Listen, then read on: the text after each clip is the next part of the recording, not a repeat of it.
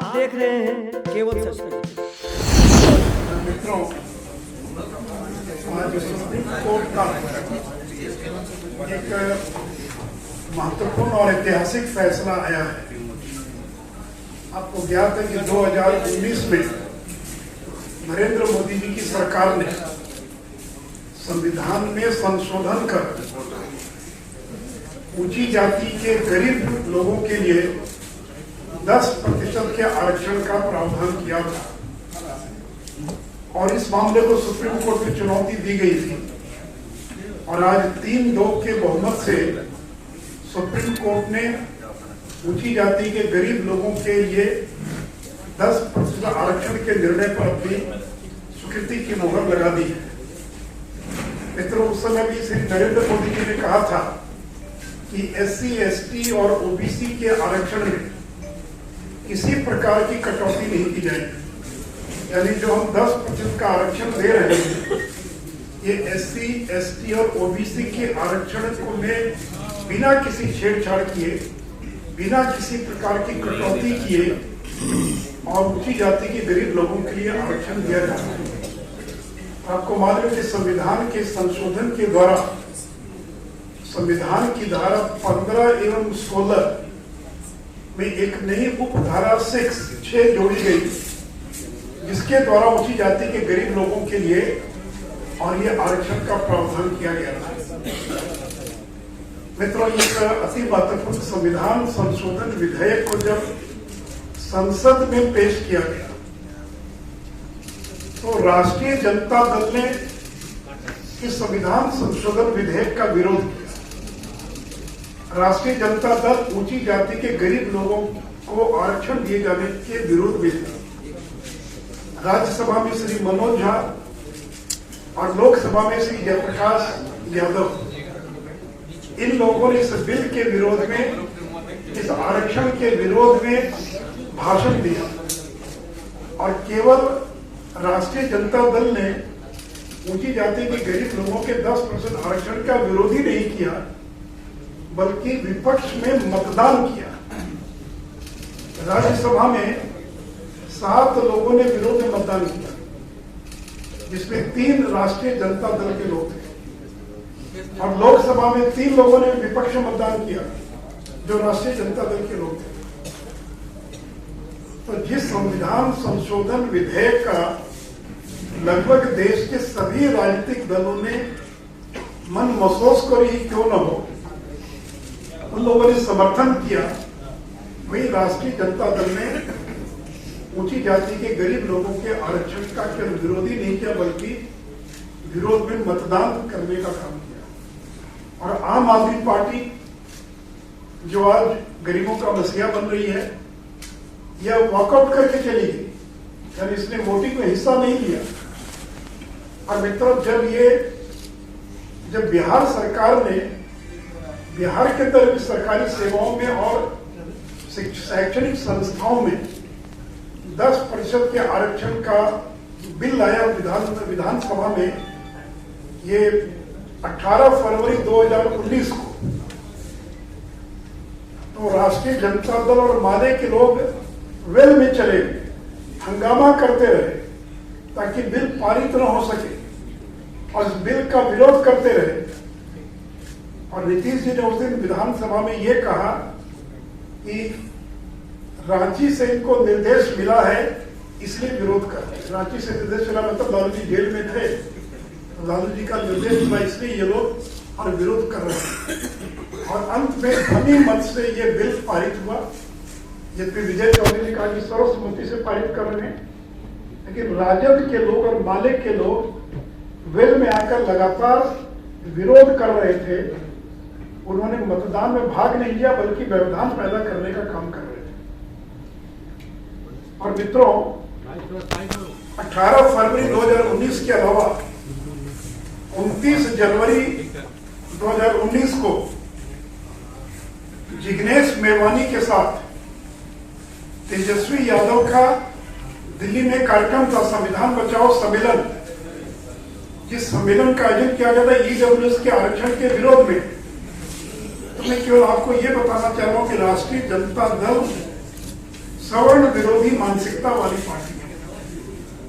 ये राष्ट्रीय जनता दल वही है जो एक समय में कहती थी बुरा बाल साफ करो। बुरा बाल का मतलब आपको मालूम है, भूमिया राजपूत ब्राह्मण लाल, तो बुरा बाल साफ करो। और इसी मानसिकता का परिणाम है कि इन लोगों ने लोकसभा में, राज्यसभा में और विधानमंडल में भी जब ये बिल पारित हुआ, इन लोगों ने इसका विरोध किया। रघुवंश बाबू चाहते थे कि विरोध न करे पार्टी, उन्होंने कहा भी कि पार्टी ने बहुत बड़ी गलती की है, इसका विरोध करती है। और आपको मालूम है कि रघुवंश बाबू को किस तरह से अपमानित होकर राष्ट्रीय जनता दल से, एम्स के बिस्तर से उनको त्याग पत्र देना पड़ा। इनके पार्टी में जो गिने चुने कुछ सवर्ण नेता थे, रघुवंश बाबू जिसमें एक थे, उनको इन्होंने अपमानित किया, उनको इस्तीफा देना पड़ा। दूसरे बड़े नेता जगदानंद सिंह पता नहीं कहाँ है, 1.25 महीने से लापता है, ऑफिस नहीं आए, कार्यभार ग्रहण नहीं किया, पता नहीं उनका क्या होगा। तो दो बड़े नेता जो उनके पास थे, उन दोनों को इन्होंने और अपमानित करने का काम किया। और मित्रों, ये कांग्रेस पार्टी जो है, ये कांग्रेस पार्टी शुरू से सवर्णों की राजनीति करती रही, लेकिन कांग्रेस का ये हाल था कि जब नरसिंहा राव देश के प्रधानमंत्री बने, उस समय 25 सितंबर 1991 को नरसिंहा राव की सरकार ने ऊंची जाति के गरीब लोगों के लिए 10% आरक्षण का प्रावधान किया। लेकिन 2 साल के बाद सुप्रीम कोर्ट ने उसको खारिज कर दिया। और खारिज क्यों किया? एक 4 लाइन का ऑफिशियल मेमोरेंडम करते हैं, एक सर्कुलर निकालकर 10% का आरक्षण दे दिया। सुप्रीम कोर्ट ने खारिज कर दिया। लेकिन नरेंद्र मोदी की सरकार ने जब 10% का आरक्षण दिया, तो बाकायदा संविधान में संशोधन किया। कोई 4 लाइन का आदेश पत्र निकालकर आरक्षण नहीं दिया। दोनों सत्रों में बिल आया, बिल पारित हुआ, संविधान में संशोधन कर ऊंची जाति के गरीब लोगों को आरक्षण दिया गया। उसी का परिणाम आज सुप्रीम कोर्ट के अंदर जब इस बिल पर फैसला आया, तो बहुमत के साथ सुप्रीम कोर्ट ने अपनी स्वीकृति की मोहर लगा दिया और कहा कि आर्थिक आधार पर भी आरक्षण दिया जा सकता है। सुप्रीम कोर्ट ने यह कहा कि 50% की सीमा को आगे भी बढ़ाया जा सकता है। और सुप्रीम कोर्ट ने कहा कि यह जो संविधान का मूल ढांचा है, ये उसका उल्लंघन नहीं है। तो मित्रों, अगर कांग्रेस ऊंची जाति के गरीब लोगों के प्रति अगर संवेदनशील होती, तो 93 में जब सुप्रीम कोर्ट ने खारिज किया, इतने वर्षों तक क्यों नहीं संविधान में संशोधन कर ऊंची जाति के गरीब लोगों को आरक्षण देने का काम किया? क्यों नरेंद्र मोदी की सरकार को 2019 में संविधान में संशोधन करके आरक्षण देने का प्रावधान करना पड़ा? इसलिए मित्रों, जहां एक और नरेंद्र मोदी की सरकार अनुसूचित जाति, जनजाति, पिछड़ा, अति पिछड़ा, उनके आरक्षण, उनके हितों के लिए काम कर रहे, वही ऊंची जाति के गरीब लोगों के हितों में भी और काम कर रहे। अब राष्ट्रीय जनता दल किस मुंह से जाएंगे सवर्ण समाज से वोट मांगने के लिए? जिनको जो एक बड़ा अधिकार मिला था, उस अधिकार को आपने तो छीनने का प्रयास किया, आपने तो पारित नहीं होने का प्रयास किया, आपने तो पूरी ताकत से विरोध किया। तो किस मुंह से जाएंगे आप सवर्ण समाज से वोट मांगने के लिए? अभी मैं एक वीडियो देख रहा था, राष्ट्रीय जनता दल के एक नेता सफाई दे रहे हैं और वो ये कह रहे हैं कि हमने विरोध नहीं किया, कह रहे हैं कि हमने 8 लाख की सीमा का विरोध किया। तो मित्रों, ये जो संविधान संशोधन का जो बिल है, उसकी कॉपी मेरे पास 4 पेज का ये बिल है। इसमें कहीं भी 8 लाख 5 लाख का जिक्र नहीं है। ये तो बाद में सरकार तय करती है डिटेल्स इसके जो है। तो जो बिल आया संविधान संशोधन विधेयक, वो तो केवल 2 धारा जोड़ना था, धारा उपधारा 6 केवल उतना ही था, 4 पेज का छोटा सा बिल था। उस बिल में कहीं 8 लाख या 5 लाख का जिक्र नहीं है। लेकिन अब जो है, उनके नेता सफाई दे रहे हैं कि नहीं, हमने तो विरोध नहीं किया था, हम तो फलाना कर रहे थे, वैसा कर रहे थे, हम तो 8 लाख का विरोध कर रहे थे। तो पार्लियामेंट की पूरी डिबेट साइट पर है। ये तो कोई गोपनीय दस्तावेज नहीं है कि किसने विरोध किया, किसने समर्थन किया, किसने मतदान पक्ष में किया, किसने विरोध में मतदान किया। ये सारी खुली किताब है। तो राष्ट्रीय जनता दल को देश के सवर्ण समाज से क्षमा मांगनी चाहिए कि हमने गलती की, हम कान पकड़ते हैं, हमको क्षमा कर दीजिए। लेकिन देखिए, ये लोग जिस मानसिकता के लोग हैं, एक समाज के 1-2 वर्गों पर आश्रित लोग हैं और उन्हीं की राजनीति करने वाले लोग हैं। तो इसलिए मित्रों, ये राष्ट्रीय जनता दल सवर्ण विरोधी मानसिकता वाले लोग हैं, जिन्हों को जब मौका लगा उन्होंने ऊंची जाति को तो गालियां दी ही, लेकिन जब ऊंची जाति के गरीब लोगों के आरक्षण का भी जब मौका आया, उसका भी विरोध करने से और ये लोग बांट दिया।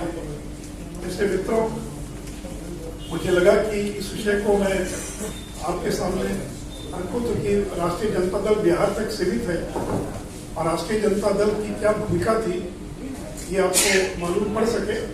और रघुवंश साहब ने बार बार कहा, जब वो उपाध्यक्ष है, राष्ट्रीय उपाध्यक्ष, कि आरजेडी ने बहुत बड़ी गलती की है इस बिल का विरोध करके। तो इसलिए मित्रों, राष्ट्रीय जनता दल की मानसिकता को लोगों के सामने उजागर करना आवश्यक था, इसलिए मैंने ये विषय आपके सामने रखा है। इस विषय के बारे में कोई सवाल हो तो पूछ सकते हैं। चुनाव या किसी और विषय पर बात करें तो किसी और दिन। इतना महत्वपूर्ण बिल आया है, पूरे देश की दशा दिशा को बदलने वाला बिल है। और बीजेपी तो कहती है सबका साथ सबका विकास। हम तो समाज के सभी तत्वों को लेकर चलने वाले लोग हैं, इसलिए हम किसी की उपेक्षा नहीं करेंगे। तो इतना ही मुझे तेजस्वी यादव इस फैसले से खुश नहीं है क्या? कोर्ट खारिज करके दिया गया सर, क्या ओबीसी की आरक्षण सीमा भी बढ़ाने की तैयारी चल रही है? और दूसरा सर, क्या अभी ऐसा है कि अभी जो विषय उतना ही